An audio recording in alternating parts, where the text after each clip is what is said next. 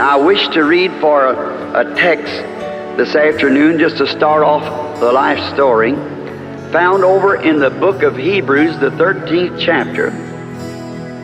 For Jesus also, that he might sanctify the people, with his own blood suffered without the gate.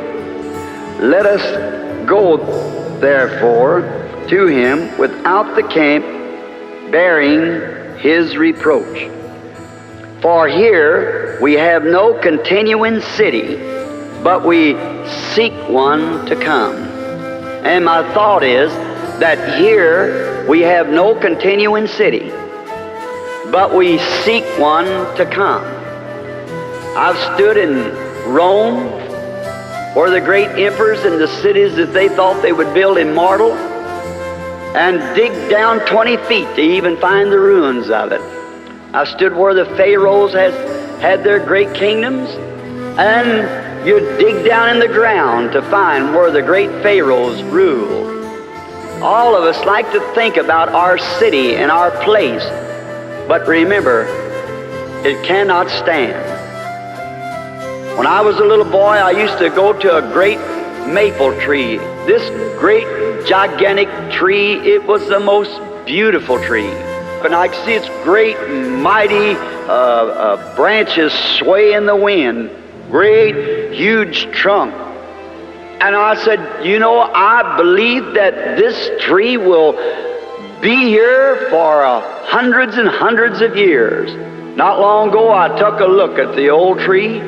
It's just a snag. For here we have no continuing city. No, nothing here on the earth that you can look at will continue. It's got to have an end. Everything that's mortal has to give away to an immortality. Now, I used to see my father. He was rather a short, stocky man, very strong. And he was one of the strongest little men that I knew of. And then I remember when Dad used to come in and take his wash for dinner, and he'd roll up his sleeves, them little short, stubby arms. And when he'd pull up his arms to wash, throw the water up on his face, the muscles just wadded in his little arms. And I said, you know, my daddy will live to be 150 years old. He was so strong, but he died at 52. See? Here we have no continuing city. That's right. We cannot continue.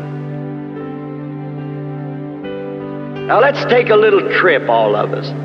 And it's good to stroll down memory's lane once in a while. Don't you think so? I was born in a little mountain cabin way up in the mountains of Kentucky. They had one room that we lived in, no rug on the floor, not even wood on the floor. It was just simply a bare floor. And a stump, top of a stump cut off with 3 legs on it, that was our table. And all those little Branhams that pile around there and out on the front of the little old cabin and waller down, looked like where a bunch of possums had been wallering. Out there in the dust, you know, all the little brothers, there was 9 of us, and 1 little girl. And Mother was 15 years old when I was born. Dad was 18. And I was the first of the 9 children. And they told me that the morning I was born, now we was very poor, just the poorest of poor. And we did not even have a window in this little cabin. It had like a little wooden door that you open. I doubt whether you ever seen anything like that. A little wooden door that opened instead of a window. You keep it open in the daytime, you closed it at night. We couldn't turn on the electric lights or even burn kerosene in those days. We had what you call a grease lamp. And I was born on April the 6th, 1909. Of course, you know that makes me a little over 25 now. And so the morning that I was born, Mother said that they opened up the window. Now, we had no doctors. There was a midwife. And that midwife was my grandmother. And so when I was born and my first beginning to cry, and Mother wanted to see her child, and And when they opened up the little window just at the break of day, about 5 o'clock, and there was an old robin sitting by the side of a little bush. Did you ever hear the legend of the robin, how he got his red breast? There was the King of Kings was dying one day on a cross. And he was suffering and no one would come to him. He had no one to help him. And there was a little brown bird wanted to take them nails out of the cross. And he kept flying into the cross and jerking on those nails. He was too little to pull them out. And he got his little breast all red with blood. Ever since then, his breast has been red. He was sitting at the side of the window, chirping as the robins sing, and Dad pushed back the window. And when they pushed the little window door back, that light that you see in the picture come whirling in the window. Says my mother, and hung over the bed. Grandmother didn't know what to say. Now was not a religious family. And then when they opened this window and this light stood in there, they did not know what to do. Dad had bought him, Mama said, a new pair of overalls for this event. He's standing with his arms in the bib of the old overalls like the woodsmen and loggers used in those days, and it frightened them. Well, after I'd got up maybe 10 days old or something, they'd taken me up to a little Baptist church called Possum Kingdom. And the old preacher came by, and there he offered prayer for me as a little boy. That was my first trip to church. At the year of about something a little over 2 years old, the first vision taking place. Well, they had told around in the mountains there that this light came in, so they tried to figure it up. Some of them said it must have been the sunlight reflecting on a mirror in the house, but there was no mirror in there, and the sun wasn't up. So it was too early at 5 o'clock. And then, they just passed it by. And when it's about, supposed to be near 3 years old, now I have to be honest. There's things here that I do not like to say. And I wish I could bypass it and not have to say it, but yet to tell the truth, you must tell the truth. If it's on yourself or your people, be honest about it, then it's always the same. My father was a long way from being a religious person. He was a typical mountain boy that drank constantly all the time. And he had gotten in some trouble in a fight. He could not come back because the law was looking for him. And then when we had heard from him by letter, signed by another name, but that he had told Mother how it would be, that she'd hear from him. And then I remember one day, the spring, this little cabin was just behind the house, and during that time, after there's 11 months difference between me and my next brother, and he was still crawling, and I had a big rock in my hand, and I was trying to show him how hard I could throw this rock. And the old mud where the spring had run out of the ground and made the muddy ground, and I heard a bird, and it was singing up in a tree. And I looked up to that tree, and the bird flew away. And when it did, a voice spoke to me. I know you think I could not think and remember that, but the Lord God who judged the earth and the heavens and all there is knows that I'm telling the truth. That bird, when it flew away, a voice came from where the bird was in the tree like a wind caught in the bush, and it said, "You'll live near a city called New Albany." And I've lived from the time I was 3 years old until this time within 3 miles of New Albany, Indiana. I went in and told my mother about it. Well, she thought I was just dreaming or something. Later we moved to Indiana, and Father went to work for a man, Mr. Wathen, a rich man. And Dad, being a poor man, yet he could not do without his drinking, so he went to making whiskey in a still. And then it worked a hardship on me because I was the oldest of the children, I had to come and pack water to this still to keep those coils cool while they were making the whiskey. Then he got to selling it, and then he got 2 or 3 of those stills. Now that's the part I don't like to tell, but it's the truth. And I remember one day from the barn coming up to the house crying because out at the back of the place was a pond. One day packing water from back out at this pump, which was about a city block, I was squalling to who wouldn't have it because I'd come from school and all the boys went out to the pond fishing. I just loved to fish. And so they all got to go fishing but me, and I had to pack water for this still. Of course, that had to be Mom is prohibition. And it was such a hardship. And I stopped under this tree, and I was sitting there just squalling. It was in September. Because I wanted to go fishing, I had to pack several tubs of water with little molasses buckets, just about that high, half a gallon, because it's just a little lad of about 7 years old. And I'd pour them in a big tub and then go back and get another 2 buckets and come back pumping it. That's the water we had. And there's going to run off a batch of that corn whiskey that night. These men with Daddy up at the house.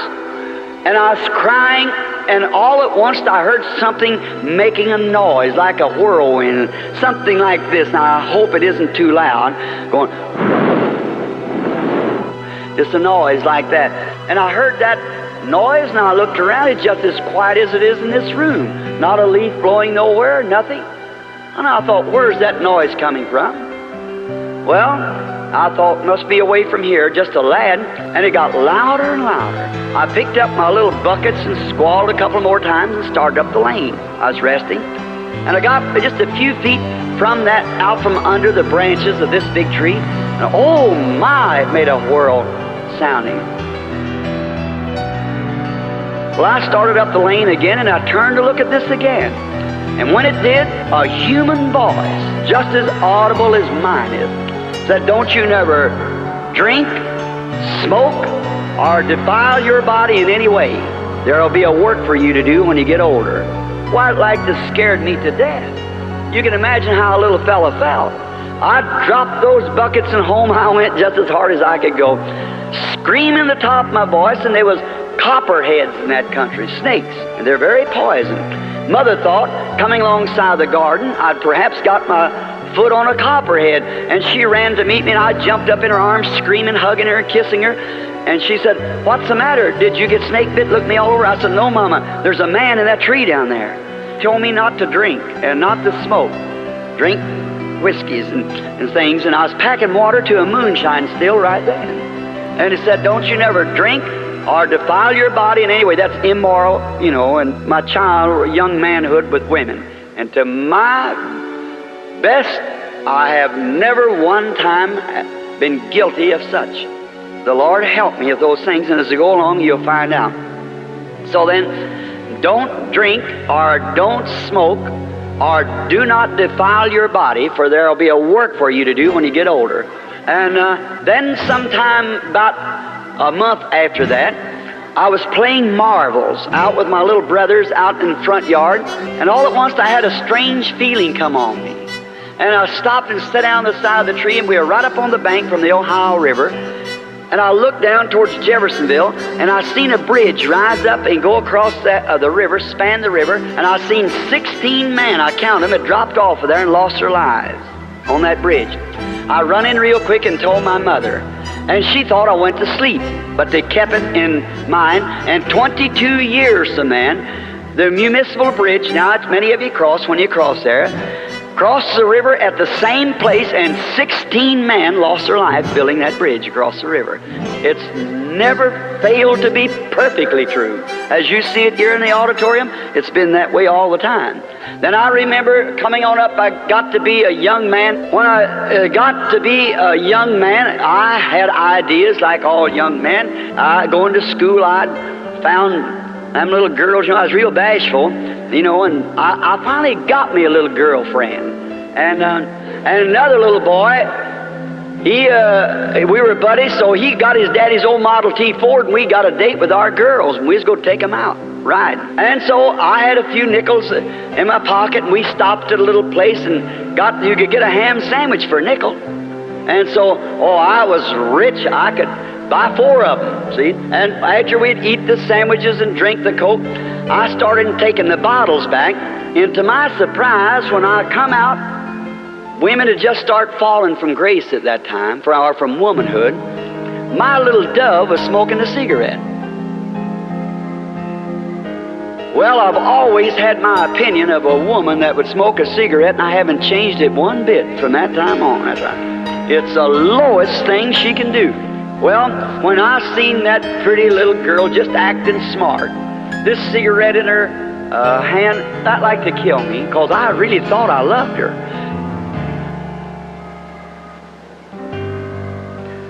Later on, I found the girl when I was about 22 years old. She was a darling. She was a girl that went to church, German Lutheran.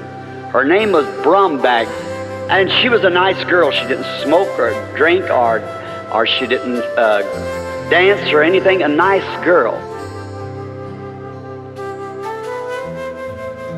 So when we got married, we didn't have nothing go housekeeping. I think I had $2 or $3. So we rented a house. It cost us $4 a month. It was a little old 2-room place. We set up housekeeping. I remember taking and painting a shamrock on the chairs when I painted them. And, we were happy. We had one another, so that was all necessary. God, by His mercy and His goodness, was the happiest little couple could be on the earth. I found this, that happiness does not consist of how much of the world's good you own, but how contented you are with the portion that's allotted to you. And after a while, God came down and blessed our little home. We had a little boy. His name was Billy Paul.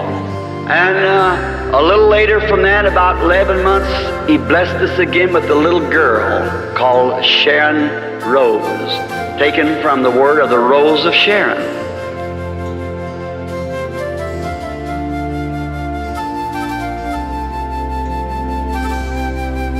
And I remember one day I had saved up my money, and I was going to take a little vacation, going up to a place, Papa Lake, to fish.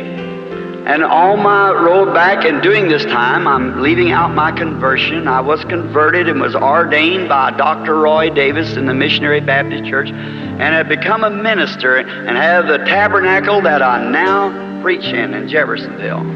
And I was pastoring the little church, and no money. I pastored the church 17 years and never got one penny. I didn't believe in there wasn't even an offering plate in it. And what tithings I had from work and so forth, had a little box on the back of the building, said, little sign on it, "Insomuch as you have done unto the least of these my little ones, you have did it unto me." And then that's how the church was paid for. We had 10 years loan to pay it, and was paid off less than 2 years. And I never took an offering of no kind. And I remember when she worked so hard to help me to have enough money to go up to this lake to fish. And when I was coming back from the lake, and I began to notice cars that had signs on the back that said Jesus only. And I followed some of them down, and I come to a great big church, and I found out they were Pentecostal. I'd heard of Pentecostal, but they were a bunch of holy rollers. They laid on the floor and frothed at their mouth and everything that they told me about. So I didn't want nothing to do with it. So I heard them all carrying on in there, and I thought, I believe I'll just walk in. So I stopped my old Ford and walked in, and all the singing you ever heard in your life. Well, I listened to some of their teachers. They were standing there, they were teaching about Jesus and how great He was and how great everything was, and about a baptism of the Holy Ghost. I thought, what are they talking about? But you know, something about it, longer I sit there, the better I liked it. There was something seemed to be real good. And that night, I prayed for her all night. I said, Lord, what is this I got into? I never seen such religious people in my life. And I said, help me to know what this is all about. And the next morning, I got down there and invited us for breakfast. Of course, I wouldn't come eat with him because I had nothing to put in the offering. And he said, last night on the platform, there was a young preacher here, a Baptist, and said, He was the youngest preacher on the platform. His name was Branham. Does anybody know any whereabouts of him? Tell him to come on, we want him to bring the morning message. I stood up there, I said, well, I don't know about this. I was fumbling real nervous, you know, and I got over here around Luke 16, and I thought, well, and I got on the subject, and he lifted up his eyes in hell and cried. Then I cried. Something got a hold of me. My, oh my. I don't know what happened, but when I kind of got to myself, I was standing on the outside. Then people got screaming and shouting and crying, and we had an awful time. When I come outside, there's a fellow walked up to me with a great big Texas hat on, big boots. Walked up, said, I'm Elder so-and-so. Said, won't you come down to Texas and hold me a revival? Let me put that down, mister. I put it down like that. Here come a fellow up with one of these little kind of a golf trousers on, where he used to play golf, you know, they had them little blouse thing. He said, I'm Elder so-and-so from Miami. I'd like to... Oh, all right, so I grabbed these things, and home I went. Wife met me, and she said, why you sound so happy about Billy? I said, oh, I met the cream of the crop. My, it's the best you ever seen. Them people ain't ashamed of their religion, and oh, I told her all about it. I said, and looky here, honey, a whole string of invitations. Them people. He said, they're not holy rollers, are they? I said, I don't know what kind of rollers they are, but they got something that I needed. Never heard such in my life. I said, will you go with me? She said, honey, when I married you, I would stick with you until death shall separate us. She said, I'll go. She said, I will tell the folks. And so Miss Brumback asked for me to come up. Well, she said, what's this you're talking about? She said, the very idea. Do you think you'd drag my daughter out amongst stuff like that? Said, ridiculous. That's nothing but trash that the other churches have thrown out. I said, but you know, Miss Brumback, down in my heart, I feel that the Lord wants me to go with them people. She said, you go back up to your church until they're able to afford a parsonage for you and act like a man's got some sense. Said, you're not taking my daughter out through there. I said, yes, ma'am. I turned around, walked out, and Hope started crying. She come out, she said, Billy, regardless of what Mama says, I'll stay with you. Bless her heart. And I said, oh, that's all right, honey. And I just let it go.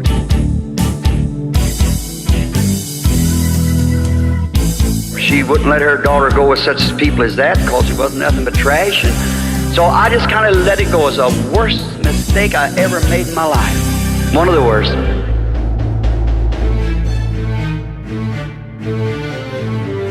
There come up a flood in 1937. There came a flood. And I was on patrol at that time, and I was trying my best to bring the people out of the flood houses, tearing down, and my own wife took sick, and she was real sick with pneumonia. And they took her out to the regular hospital so full we couldn't put her in there, so we take her out to the government where they had a room out there. And so then they called me back out, and I always lived on the river and quite a boatman, so I was trying to get the people, rescue them from the flood. And then they called me, said there's a house over on Chestnut Street's about ready to go in. There's a mother and a bunch of children in there. Said if you think your motor can get into them. I said, well, I'll do all I can. And I shooting those waves, the dike had broke up there, and oh my, they were just washing the city out. And I would give it all the juice that I could, and finally down across the alleys and through the places. And I got there close to where the old levee was, the water pouring through, and I heard someone scream, and I seen a mother stand out on the porch. There's them big rollers going through like that. Well, I went on up this way as far as I could and hit the stream and come back and got on that side. I got my boat stopped just in time to tie it around the pillar of the post of the door, post or porch post. And I run in and grabbed the mother and got her in there, 2 or 3 of the children, and I undone my boat and got her back, come out way down below and got her over to the shore about a mile and a half across the city. So I got her to the shore, and then when I got over there, she fainted and she began just screaming, my baby, my baby. Well, I thought that she meant she left the baby in the house. Ooh, I tucked back again while they were trying to take care of her, and I come to find out she was wanting to know where a baby was there. There was a little fellow about 3 years old, and I thought she meant a little nursing baby or something. And so I tucked back and got over there, and when I got that boat and got on the inside and couldn't find old baby, and the porch gave away, and the house went in. And I run real quick and grabbed the piece there that was floating my boat, got into the boat and pulled that and loosened it up, and they done got me out into the current of the main river then. It was about 11:30 at night, and it's sleeting and snowing, and I grabbed a hold of the starter string, and I tried to pull the boat, and it wouldn't start, and I tried, and it wouldn't start, and I tried again, getting farther in that current. The ball's just below me. And I was trying real hard, and I thought, oh my, here's my end. This is it. And I'd try real hard, and I said, Lord, please don't let me die a death like this. I'd pull, and it'd come back to me, what about that bunch of trash that you wouldn't go to? I put my hand back on the boat, and I said, God be merciful to me. Don't let me leave my wife and baby like this. And them out there sick, please. And I just kept pulling like that, and it wouldn't start, and I could hear the roaring down there, because just a few minutes, and oh my, that would be it. And I said, Lord, if you'll forgive me, I promise you I'll do anything. And kneeling in that boat there, and the sleet hit me in the face. I said, I'll do anything that you want me to do. And I pulled again, and it started. And I turned all the gas on it I could, and finally got into the shore, and I went back to find the truck, patrol truck, and I thought some of them said, saved. The government just washed away. My wife and baby in there.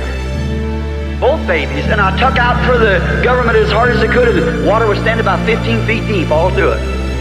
And there was a major there, and I said, Major, what happened to the hospital? He said, now don't be worried. Do you have anyone in there? I said, yes, a sick wife and 2 babies. He said they all got out, so they're in a freight car, and they've headed towards Charleston. I got my boat and got my car and my boat in the back of it and run out there and then the creeks had come down about 2.5 or 3 miles wide.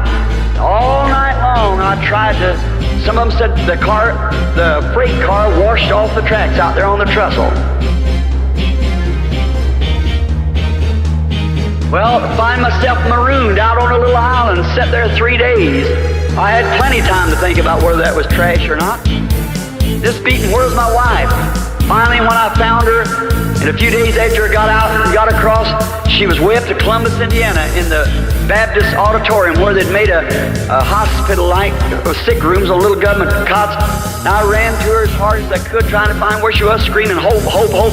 And I looked, and there she was laying on a cot, and TB had set in. She raised her little bony hand, and she said, Billy. And I run to her, and I said, Hope, honey. She said, I look awful, don't I? I said, no, honey, you look all right. For about 6 months, we worked with everything that was in us to try to save her life, but she kept getting lower, lower.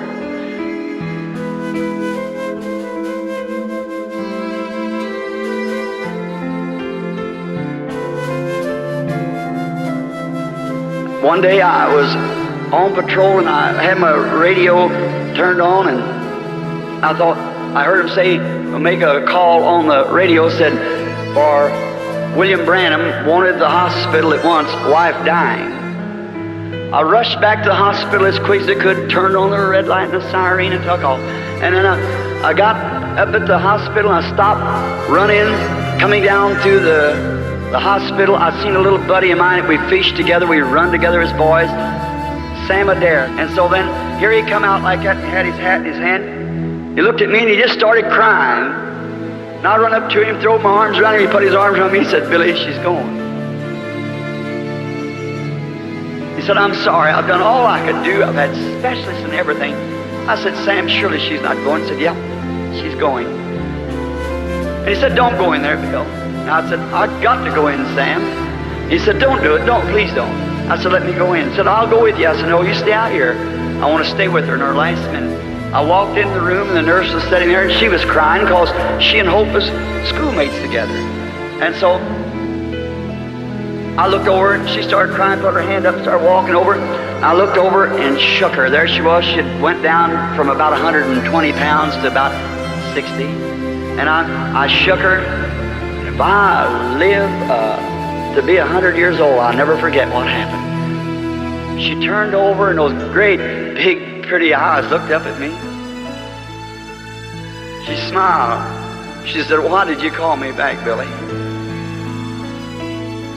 I said, honey, I just got the cast. I had to work. We was way in debt and hundreds of dollars a doctor bill and nothing to pay it with, and I just had to work. And I'd seen her 2 or 3 times a day and every night. And then when she was in that condition, I said, What do you mean call you back? She said, Bill, you've preached about it, you've talked about it, but you don't have no idea what it is. I said, what are you talking about? She said, heaven. She said, look, she said, I was being escorted home by some people's man or women or something that was dressed in white. And she said, I was at ease and peace. She said, big pretty birds flying from tree to tree. She said, don't think I'm beside myself. She said, Billy, I'm going to tell you our mistake. She said, sit down. I didn't. I knelt down. Took her hand. She said, you know where our mistake is? And I said, yes, sweetheart, I do. She said, we should have never listened to Mama. Them people were right. I said, I know it. She said, promise me this, that you'll go to those people. Said, because they're right. And she said, raise my children like that. She said, I want to tell you something. She said, I'm dying. I said, I don't dread going. Said, it's beautiful. She said, the only thing I hate to leave you, Bill. And I know you got these 2 little children to raise. She said, promise me that you'll not stay single and let my children be pulled about from pillar to post. That's a sensible thing for a 21-year-old mother. And I said, I can't promise that, Hope. She said, please promise me. Said, one thing I want to tell you. Said, you remember that rifle? I'm just crazy about guns. And she said, you wanted to buy that rifle that day and you didn't have enough money to make the down payment? I said, yes. She said, I've been saving my money, my nickels, to try to make that down payment on that rifle for you. She said, now when this is over and you go back home, look up on the duofold, or the folding bed, under that piece of paper on top, and you'll find the money there. She said, promise me that you'll buy that rifle.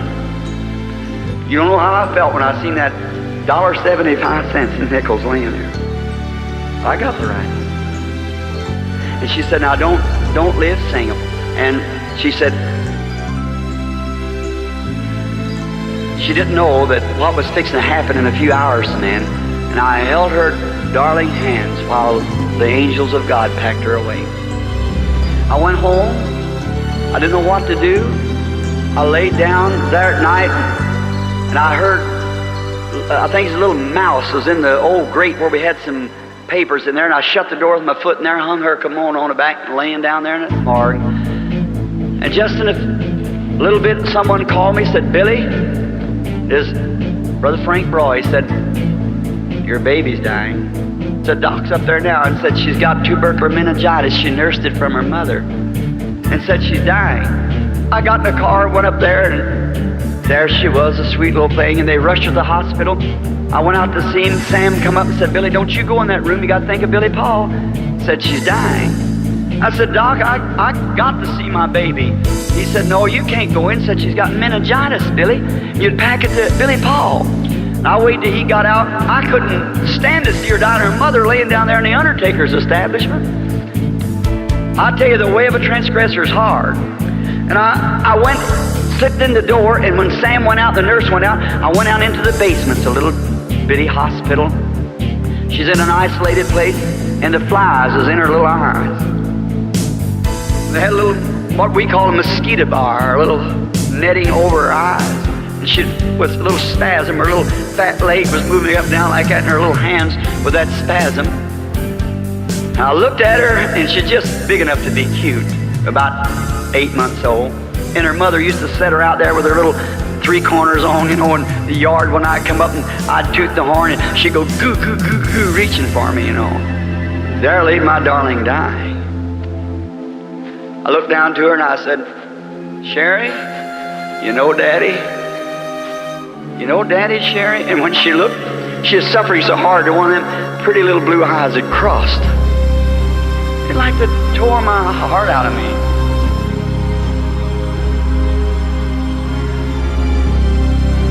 I knelt down, I said, Lord, what have I done? Have not I preached the gospel on the street corners? I've done everything that I know to do. Don't hold it against me. I never call them people trash. It was her that called them people trash. I said, I'm sorry it all happened. Forgive me. Don't take my baby.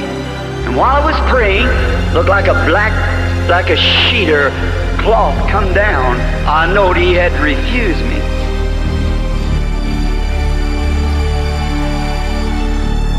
Now there was the hardest and the most treacherous time of my life. When I raised up and looked at her, and I thought, Satan put in my mind, well, you mean as hard as you've preached and the way that you've lived, and now when it comes to your own baby, he'll turn you down. I said, that's right. If he can't save my baby, then I can't. I stopped. I just didn't know what to do. And then I said this, I said, Lord, you gave her to me and you taken her away. Blessed be the name of the Lord. If you take even me, I'll still love you. And I put my hand over on her and I said, bless you, sweetheart. Daddy wanted to raise you with all my heart. I wanted to raise you and raise you to love the Lord. But the angels are coming for you, sweetheart. Daddy will take your little body down and lay it on the arms of Mama. I'll bury you with her. Someday, Daddy will meet you. You just wait up there with Mama. When her mother was dying, she said, last word she said, Bill, stay on the field. I said, she said, if I'm on the field when he comes, I'll get the kids and meet. If I'm not, I'll be buried by you. And you go over on the right-hand side of the great gate, and when you see all of them come in, stand there and start hollering, Bill, Bill, Bill, just as loud as you can. I'll meet you there. I kissed her goodbye. I'm on the battlefield today. That's been nearly 20 years ago. I got my date with my wife. I'm going to meet her. I took the little baby when it died and put it on the arms of the mother, and we take it out to the cemetery. And I stood there to hear Brother Smith, the Methodist preacher that preached the funeral, ashes to ashes and dust to dust. And I thought, heart to heart, there she went.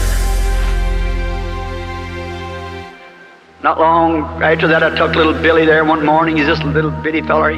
He said something there like to kill me one afternoon. He was crying. It was long, late in the evening, and I was patting him on my back like that, or patting him on my shoulder, and patting him like this. He said, Daddy, please go get Mama and bring her here. And I said, honey, I can't get Mama. Jesus. I said, well, tell Jesus to send me my Mama. I want her. I said, well, honey, I mean you go see her sometime. And he stopped and said, Daddy. And I said, yeah. He said, I see Mama up there on that cloud. Like to kill me. I thought, I see Mama up there on that cloud. I just almost fainted. I hugged the little fella up to my bosom like that, just held my head down, went on in. Days passed. I couldn't forget it. I tried to work, couldn't go back home. It wasn't home no more. I wanted to stay. We didn't have nothing but just that old tore up furniture, but it was something that she and I had enjoyed together. It was home.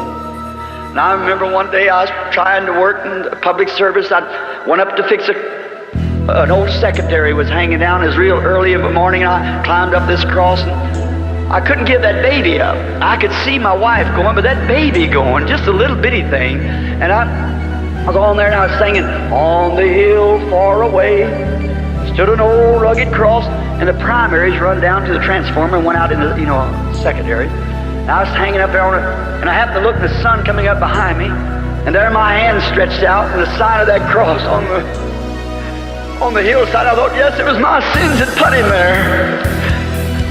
I said, Sharon, honey, Daddy wants to see you so bad, honey.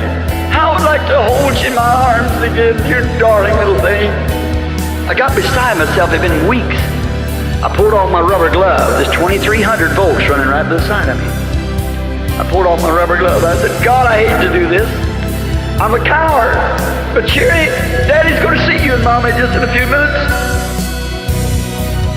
Started pulling off my glove to put my hand on that 2,300 and break the water. You even have no blood left in you. And so I started pulling that glove off, and something happened. When I come to, I was sitting on the ground with my hands up like this to my face crying. It was God's grace, or I wouldn't have been having a healing service here. I'm sure of that. It was Him protecting His gift, not me. I started home. I quit. Put my tools away and went back. I said, I'm going home. I started around the house, and I picked up the mail in the house, kind of cold, and I went in. We had one little room. I was sleeping on a little cot there, and the frost coming up, and that old stove. I took the mail, and I looked in the mail, and the first thing on there was her little Christmas saving, 80 cents. Miss Sharon Rose Branham. There it was all over again. I'd been game warden. I reached in there and got my gun, pistol, out from the holster. I said, Lord, I can't go this anymore. I'm dying. I'm so tormented. I pulled the hammer back on the gun, put it up to my head, kneeling there on that cot in that dark room. I said, Our Father, art in heaven, hallowed be thy name. Thy kingdom come, thine will be done. As I tried, I squeezed that trigger as hard as I could. I said, on earth as it is in heaven. Give us this day our daily bread, and it wouldn't go off. I thought, oh God, are you just tearing me to pieces? What have I done? You won't even let me die. And I threw the gun down and went off and shot through the room. I said, God, why can't I die and get out of it? I just can't go no farther. You've got to do something to me. And I fell over and started crying on my little old dirty bunk there. And I must have went to sleep. I don't know whether it was asleep or what happened. And I thought I was going down along through the prairie, singing that song. There's a wheel on the wagon that's broken, sign on the ranch for sale.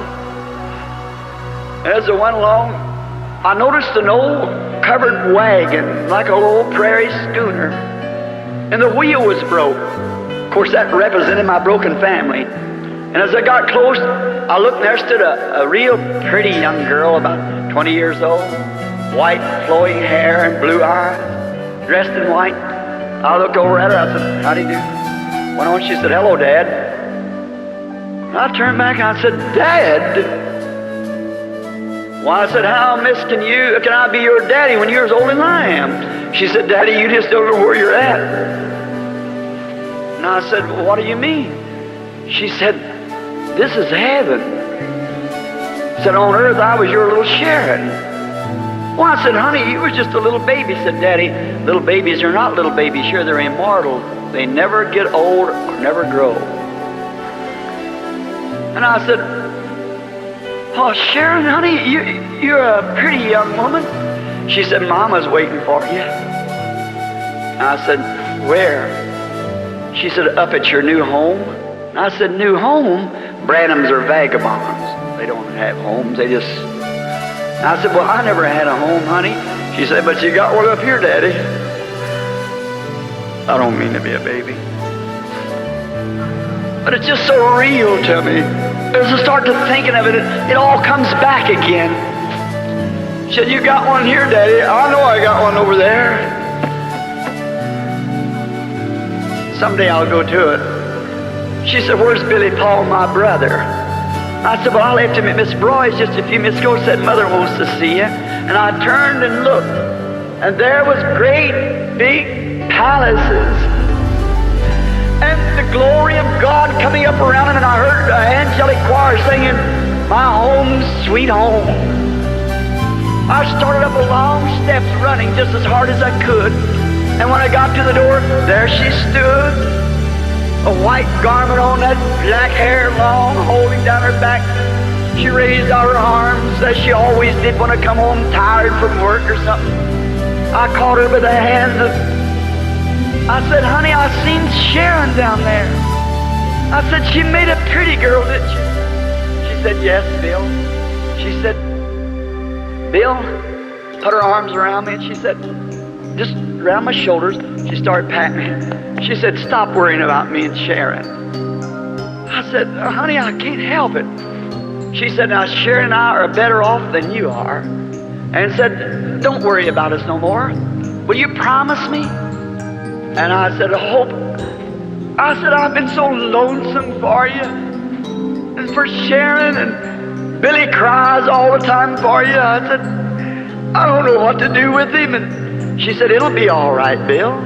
She said, just promise me you won't weary no more. And she said, won't you sit down? And I looked around, and there's a great big chair. And I remember I tried to buy a chair.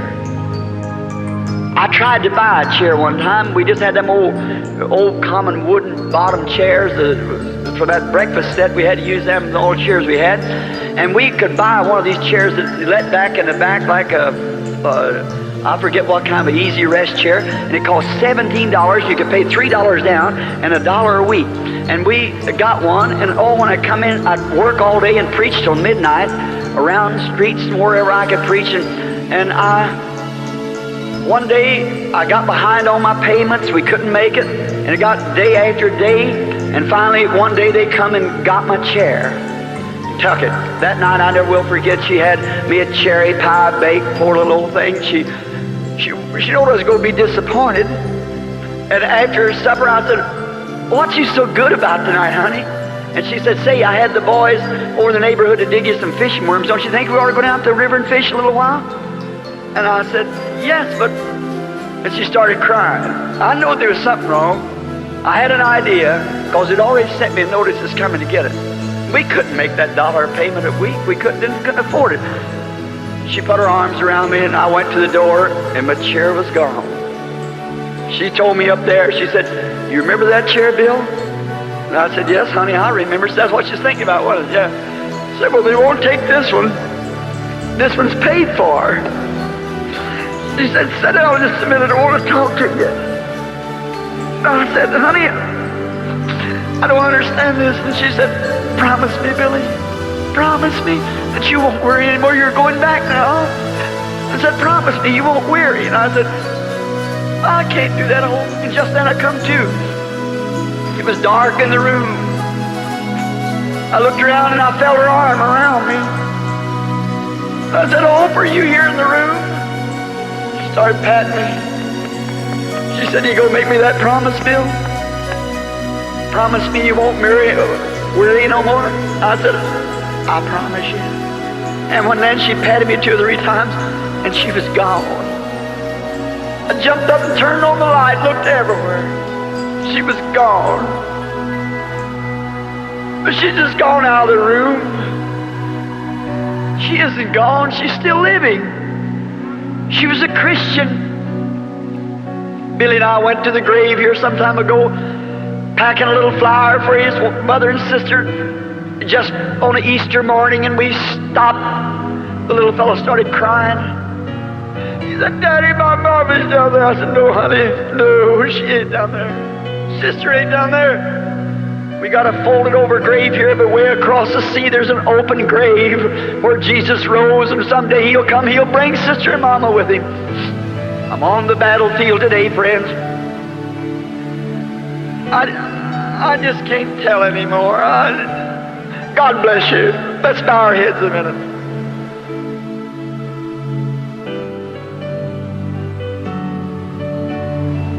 Oh, Lord. Many times, Lord, I'm sure people don't understand when they think these things come easy. But there's a great day coming when Jesus shall come and all these sorrows will be wiped away. I pray, Heavenly Father, that you help us to be prepared. And that last promise, when I kissed her on the cheek that morning and I'd meet her there that day, I believe she'll be standing at that post screaming my name. I've lived true to that promise since, Lord. Around the world, in all kinds of places, trying to bring the gospel. Getting older, tired, and wore out. One of these days I'm going to close this Bible for the last time. God, keep me faithful to the promise. Keep your grace around me, Lord. Let me not look at the things of this life, but live for the things that's beyond. Help me to be honest. I don't ask for flower bed of ease. No, Lord, when my Christ died there under suffering, and all the rest of them died like that. I don't ask for any easy thing. Just let me be honest, Lord, truthful. Let people love me so I can lead them to Thee. I pray that Your mercies rest upon each of us here, and those who are here, Lord, may not even know You, and maybe they've got some little loved one across the sea yonder. If they've never fulfilled their promise, may they do it now, Lord. Excuse my breaking down, but oh my, you don't realize, friend. You don't know what sacrifice. That's not a spot hardly of the life story.